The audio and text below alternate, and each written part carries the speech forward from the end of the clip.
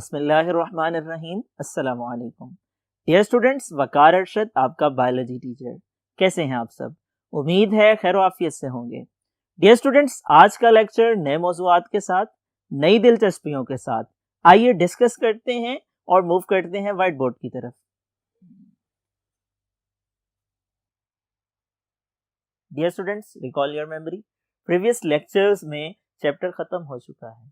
आज हम डिस्कस कर रहे हैं एक्सरसाइज को, और एक्सरसाइज का जो पोर्शन आज हमारा मौजू है वो लॉन्ग क्वेश्चंस का है। Dear students, long questions important होते हैं और इनको नेग्लेक्ट नहीं किया जाना चाहिए। Long questions subjective type portion में पूछे जा सकते हैं। आइए चैप्टर नंबर 1 की एक्सरसाइज में जो लॉन्ग क्वेश्चंस दिए गए हैं उन्हें डिस्कस कर लेते हैं। Question number 1। क्वेश्चन नंबर 1 की बात की जाए, सवाल पूछा गया है, आपको कुछ एग्जांपल्स दी गई हैं सेल की, टिश्यू की, ऑर्गेनेली की, सब एटॉमिक पार्टिकल की, इसी तरह से एग्जांपल दी गई है एलिमेंट की, एग्जांपल दी गई है मॉलिक्यूल की, एग्जांपल दी गई है ऑर्गन सिस्टम की और इंडिविजुअल लेवल की। और कहा गया है बताइए लोअर से हायर लेवल तक इनकी क्या तरतीब होगी। आइए देखते हैं, समझने की कोशिश करते हैं। डियर स्टूडेंट्स, इलेक्ट्रॉन की बात की जाए, ये सब एटॉमिक पार्टिकल है और ये सब एटॉमिक लेवल पे स्टडी किया जाता है। कार्बन की बात की जाए, इसको एटॉमिक लेवल पे स्टडी किया जाता है, ये बायो एलिमेंट की एग्जांपल है। प्रोटीन की बात की जाए, ये मॉलिक्यूल है।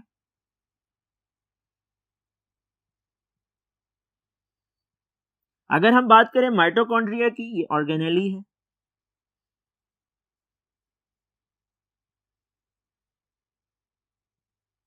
इसी तरह से न्यूरॉन की बात की जाए, ये सेल है। ब्रेन की बात की जाए, ये ऑर्गन है। नर्वस सिस्टम की बात की जाए, ये ऑर्गन सिस्टम की एग्जांपल है।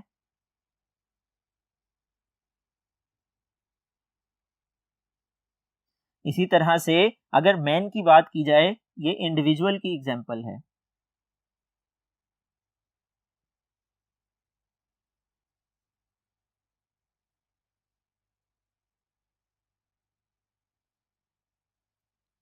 आइए नेक्स्ट क्वेश्चंस को डिस्कस करते हैं। Dear students, next question is question number 2। Biology और उसकी major divisions. What is biology and what are its major division? Recall your memory, previous lectures में हम डिस्कस कर चुके हैं। बायोलॉजी क्या है? It is the scientific study of life. इसकी मेजर डिवीजन्स की बात की जाए, बॉटनी है, ज़ूलॉजी है और माइक्रोबायोलॉजी है।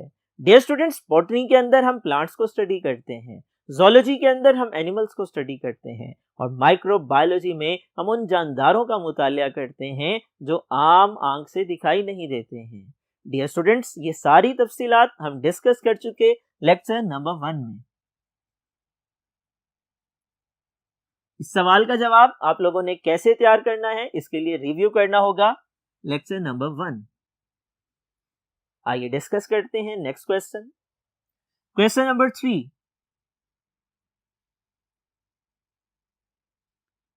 सवाल पूछा गया है, ब्रांचेस ऑफ बायोलॉजी के बारे में बताइए, बायोलॉजी की शाखें कौन सी हैं?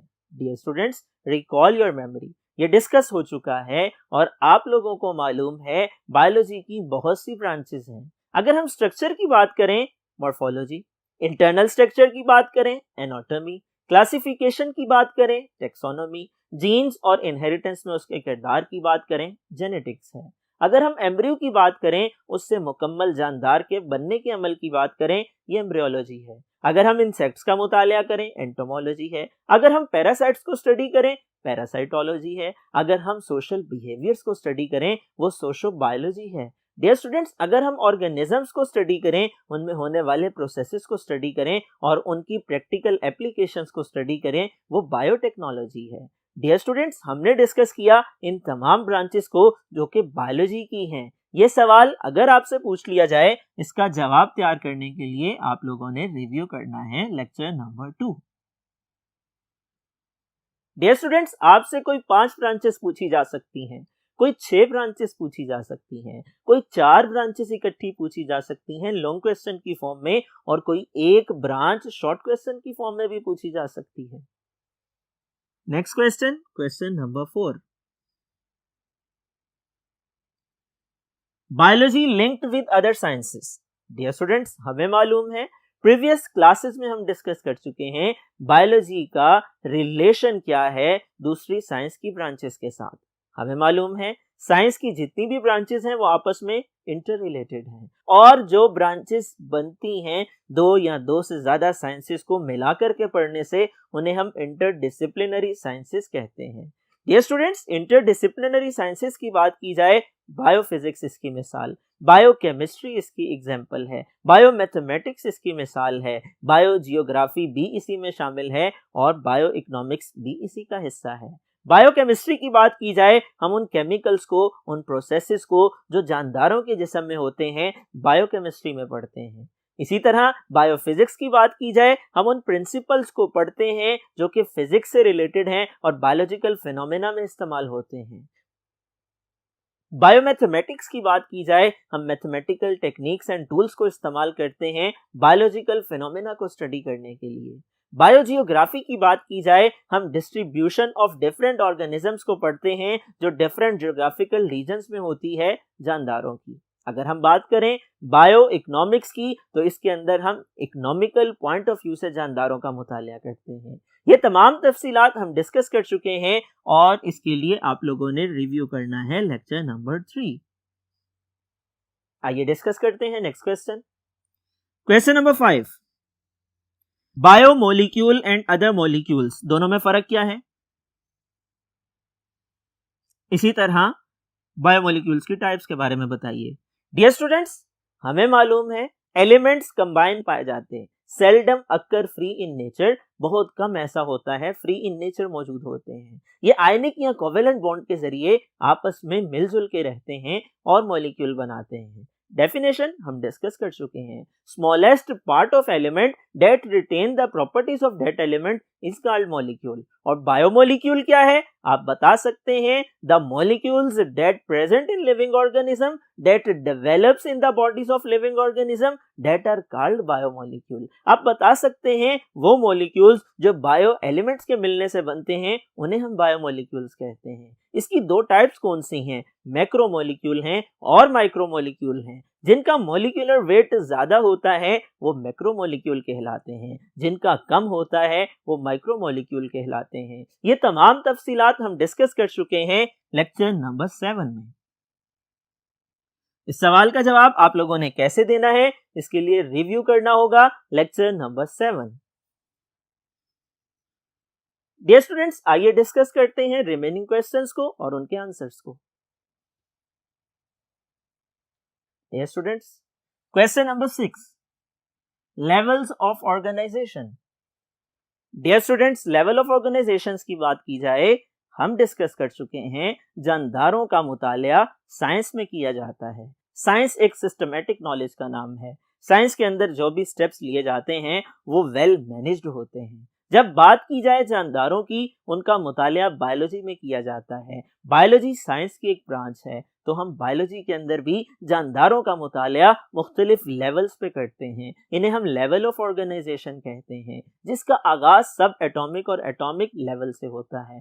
सब एटॉमिक पार्टिकल मिलते हैं तो एटम बनता है। एक जैसे एटम्स मिलके रहते हैं, एलिमेंट कहलाते हैं। वो एलिमेंट जो लिविंग ऑर्गेनिज्म की बॉडी में हो, बायो एलिमेंट कहलाते हैं। हमने डिस्कस किया बायो एलिमेंट्स मिलते हैं, बायोमोलिक्यूल बनते हैं। बायोमोलिक्यूल दरअसल ऑर्गेनेलिस को बनाते हैं। बायोमोलिक्यूल्स की 2 टाइप्स हैं, मैक्रो और माइक्रोमोलिक्यूल कहलाते हैं। ऑर्गेनेलिस की बात की जाए, ऑर्गेनेलिस सेल के छोटे हिस्से हैं जिन्हें सब सेलुलर स्ट्रक्चर्स कहा जाता है। ये मिलते हैं तो यूनिट ऑफ लाइफ बनता है जिसे सेल कहा जाता है।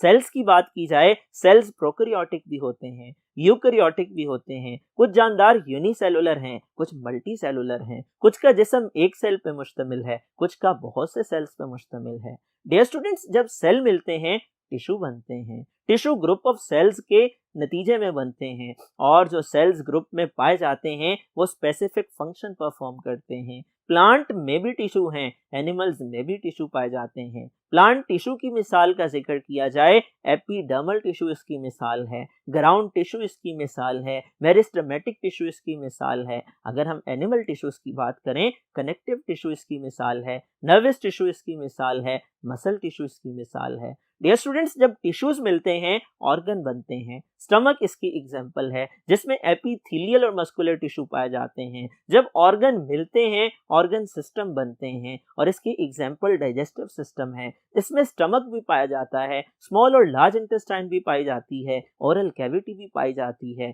जब ऑर्गन सिस्टम मिलते हैं एक मुकम्मल जानदार बनता है, इंडिविजुअल कहलाता है और आपका जिस्म इसकी मिसाल है। डियर स्टूडेंट्स, एक जैसे जानदारों का ग्रुप स्पीशी कहलाता है, स्पीशीज का ग्रुप पॉपुलेशन कहलाता है, पॉपुलेशन मिलकर रहे कम्युनिटी बनाती हैं, तमाम कम्युनिटीज को बायोस्फीयर कहा जाता है। ये तमाम तफसीलात हम डिस्कस कर चुके हैं लेक्चर नंबर 7, 8 एंड 9 में। इस सवाल का जवाब तैयार करने के लिए आप लोगों ने रिव्यू करना है इन लेक्चर्स को। आइए डिस्कस करते हैं आज के लेक्चर के आखिरी सवाल को। Question number 7, division of labour in colony. क्या कॉलोनी में पाए जाने वाले यूनिसेलुलर ऑर्गेनिजम्स में डिवीजन ऑफ लेबर होती है? Dear students, recall your memory.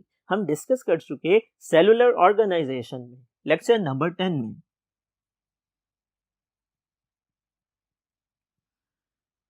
Colonial organisation में यूनिसेलुलर ऑर्गेनिज्म मिलके रहते हैं, कॉलोनी की शक्ल में रहते हैं, लेकिन इंडिपेंडेंट होते हैं, अपने अपने काम खुद सर अंजाम देते हैं। उनमें डिवीजन ऑफ लेबर नहीं पाई जाती। सवाल के दूसरे हिस्से को देखिए, in which level it exist. Dear students, अगर सेल्स और टिश्यूज में डिवीजन ऑफ लेबर मौजूद है, वो कौन सा लेवल ऑफ ऑर्गेनाइजेशन होगा? तो आपको मालूम होना चाहिए, कॉमन सेंस की बात है, वो सेलुलर लेवल होगा, वो टिश्यू लेवल होगा। डियर स्टूडेंट्स, हम डिस्कस कर चुके हैं सेलुलर लेवल में कि सेल्स में ऑर्गेनेलीज पाए जाते हैं, ऑर्गेनेलीज में डिवीजन ऑफ लेबर होती है। हर ऑर्गेनेली अपना मखसूस काम सर अंजाम देता है। अगर हम बात करें माइटोकॉन्ड्रिया की, उसका काम एनर्जी बनाना है। अगर हम बात करें राइबोसोम की, उसका काम प्रोटीन बनाना है। फर्दर ऑर्गेनेलीज क्या हैं वो हम आने वाले चैप्टर्स में डिस्कस करेंगे। ये तमाम तफसीलात हम डिस्कस कर चुके हैं लेक्चर नंबर 6 में।